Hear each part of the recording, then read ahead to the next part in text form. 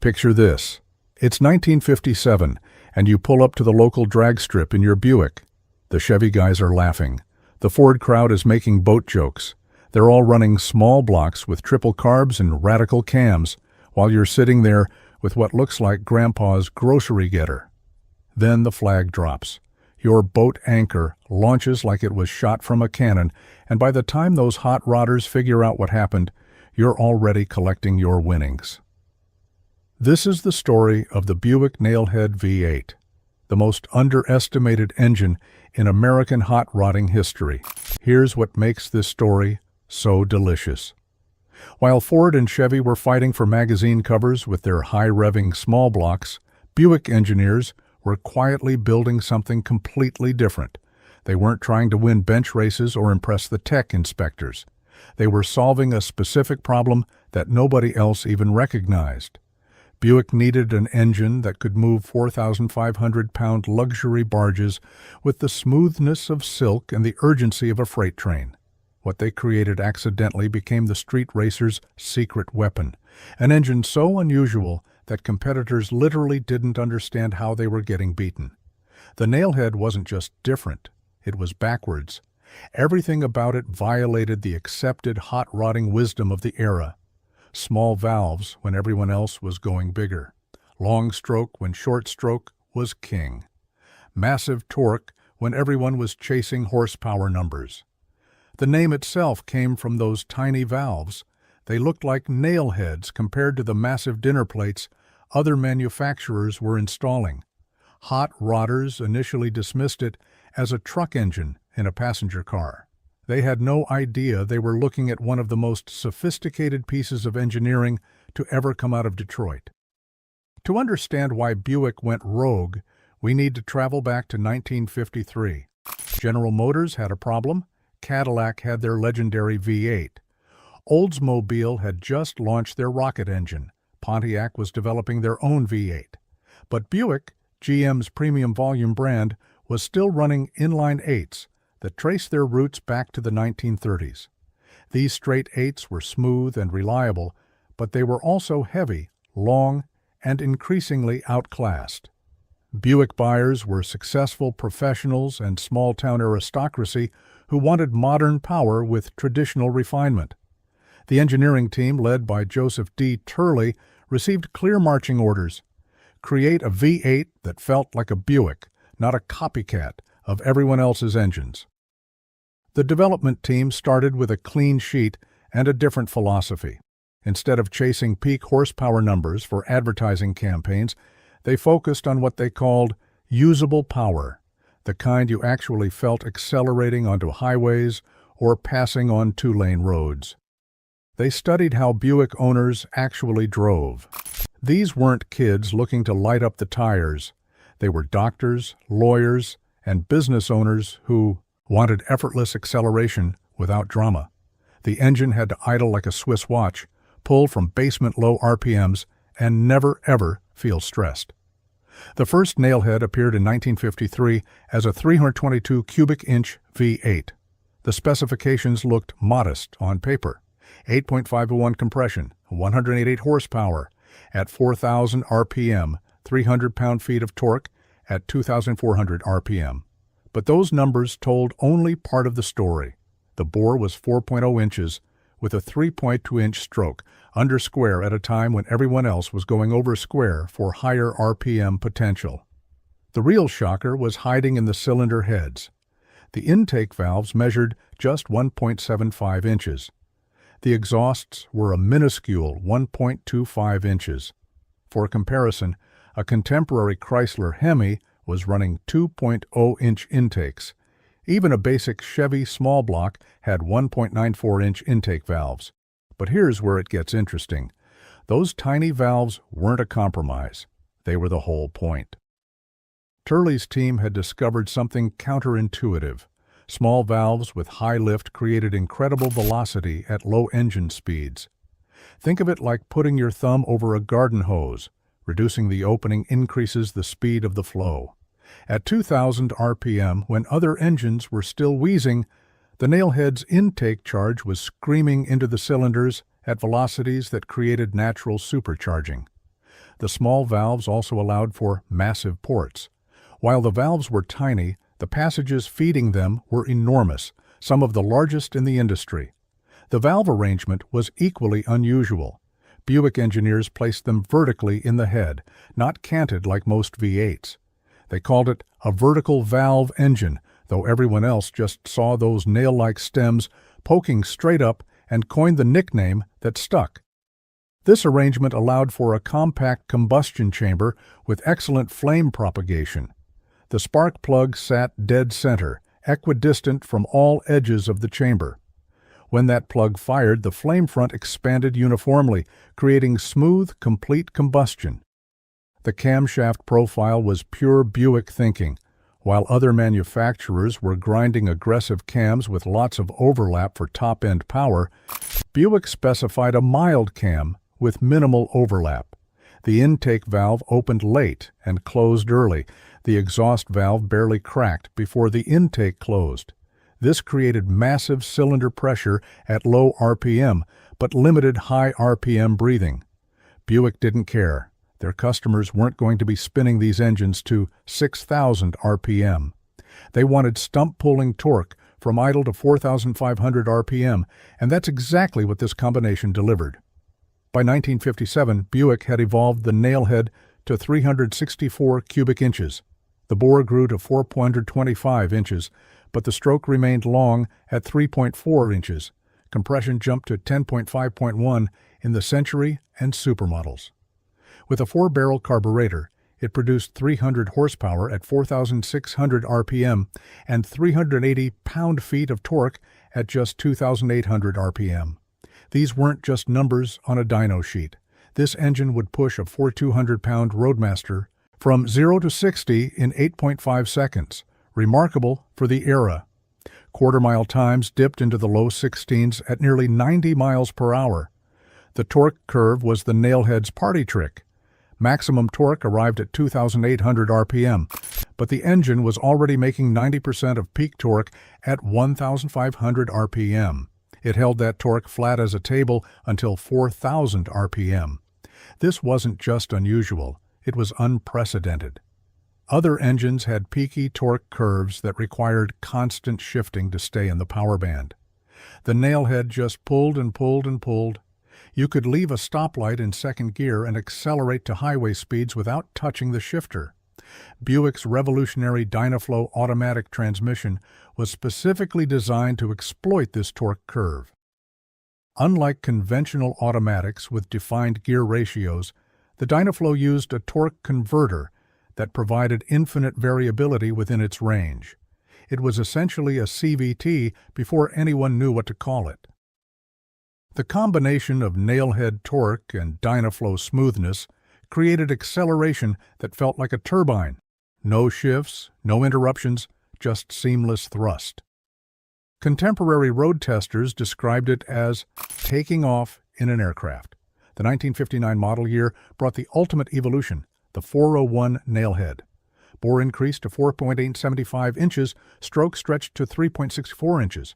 In standard trim, it produced 325 horsepower at 4,400 RPM and 445 pound-feet of torque at 2,800 RPM, but those were conservative factory ratings. Buick deliberately underrated their engines to avoid insurance issues and internal GM politics. Cadillac would have thrown a fit if Buick advertised more power than their premium division. Real-world dyno tests showed the 401 making closer to 360 horsepower and nearly 500 pound-feet of torque. So what was actually going on inside this engine that made it so different? The Nailhead's power came from 3 interconnected design elements working in harmony. First, those small valves and large ports created what engineers call port velocity. At low RPM, the intake charge moved so fast it literally rammed itself into the cylinders, creating natural supercharging without any mechanical assistance. Second, the vertical valve arrangement and central spark plug location created optimal flame propagation.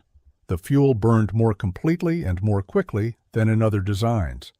Third, the long stroke provided massive mechanical advantage. Each power stroke had more distance to convert expanding gases into rotating force. Think of it this way. A short-stroke engine is like pedaling a bicycle in high gear. You need to spin fast to generate power.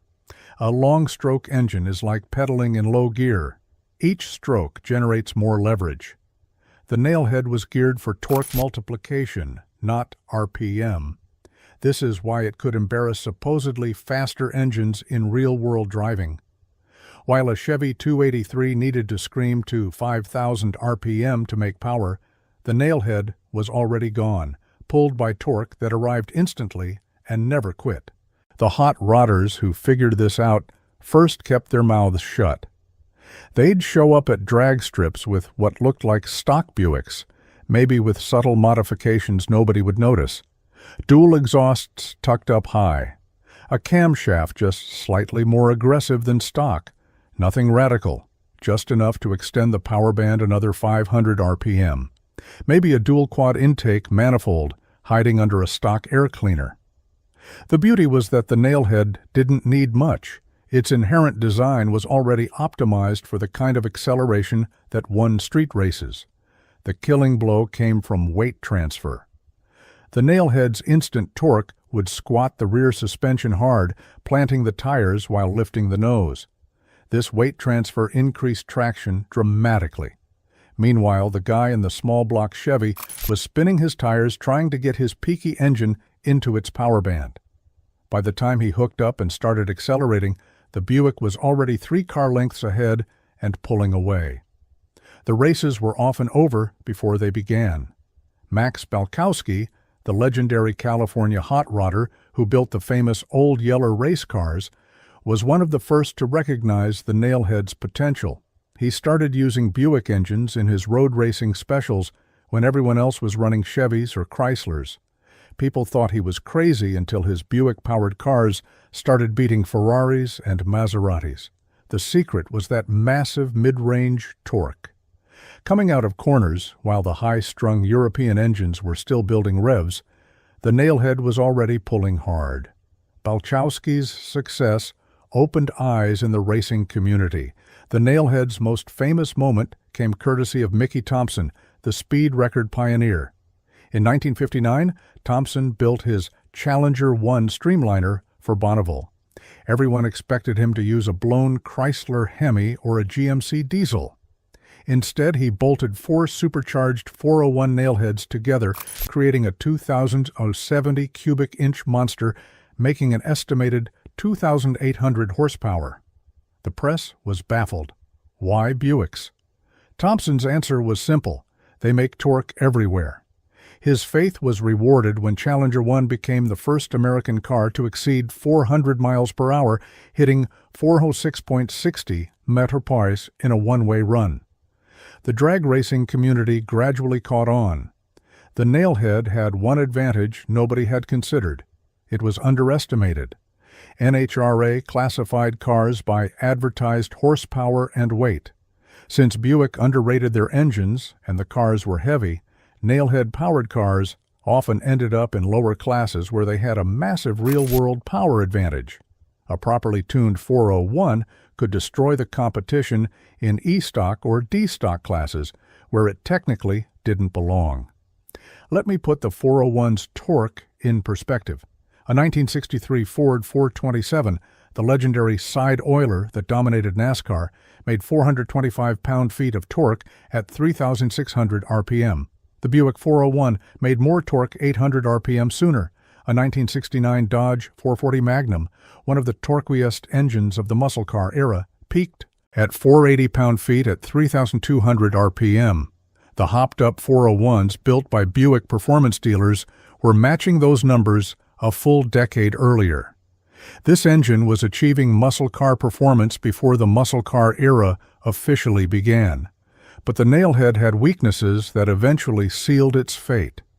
That same port design that created incredible low-speed velocity became a restriction at high RPM.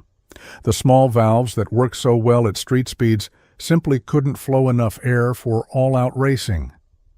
While a Chevy small block could rev to 7,000 RPM with the right parts, A nailhead was done by 5,500 RPM no matter what you did to it. The vertical valve arrangement also created problems for radical performance builds. There was no room for larger valves without completely redesigning the heads. The oiling system was the nailhead's Achilles heel in competition. Buick designed it for smooth street driving, not the sustained high RPMs of racing. The oil pump was undersized, the passages were restrictive, and the rear main bearing was prone to failure under extreme conditions. Hot rodders learned to add external oil coolers, high-volume pumps, and modified oil passages, but it was a band-aid on a fundamental limitation. The Nailhead was a street engine pressed into racing service, and it showed. By 1963, Buick management saw the writing on the wall. The Nailhead's unique architecture made it expensive to manufacture. Those vertical valves required special machining operations. The small combustion chambers limited bore growth. The long stroke created piston speeds that were near the limits of contemporary materials. Other GM divisions had moved to thin-wall casting techniques that reduced weight and cost. The Nailhead's thick castings were from another era. The wider automotive world was changing too. The horsepower race was accelerating. Customers wanted engines that revved to the moon and made impressive peak power numbers for bragging rights. The Nailhead's low-end torque was no longer a selling point when every magazine was publishing top speed runs and peak horsepower comparisons. Buick's traditional buyers were aging, and younger customers wanted something that looked and sounded more aggressive. In 1964, Buick introduced the Ford 25 Nailhead as a last hurrah. Bore grew to 4.3125 inches, stroke stretched to 3.64 inches. With dual quads, it made 360 advertised horsepower, though actual output was closer to 400. It was the biggest, most powerful Nailhead ever built. But it was also the end of the line. Development had already begun on a completely new engine family that would debut in 1967.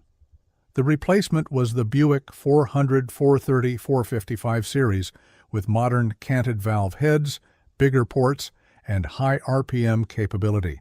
These engines made more peak power and could be modified more extensively. They were better engines by every objective measure, but they were also ordinary. They revved and breathed like every other big block V8 of the era. The unique character, that tsunami of low-end torque that defined the Nailhead experience, was gone. Today, the Nailhead occupies a strange position in the collector car world. It's not as famous as the Chrysler Hemi or as common as the Chevy small block. Parts are harder to find and more expensive when you do. But those who know, know. A properly built Nailhead is still one of the most satisfying engines to drive on the street. That wall of torque that arrives at idle and never stops pulling creates a driving experience unlike anything else from the era. The specialized knowledge required to build and tune Nailheads has become almost mystical. There are maybe a dozen shops in the country that really understand these engines. They know the tricks, which cam profiles work, how to modify the oiling system, where to add material to strengthen the block.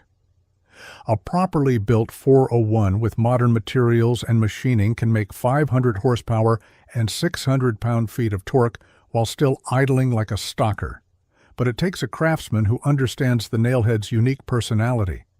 The Nailhead's influence extended far beyond Buick. It proved that there wasn't just one way to build a performance engine.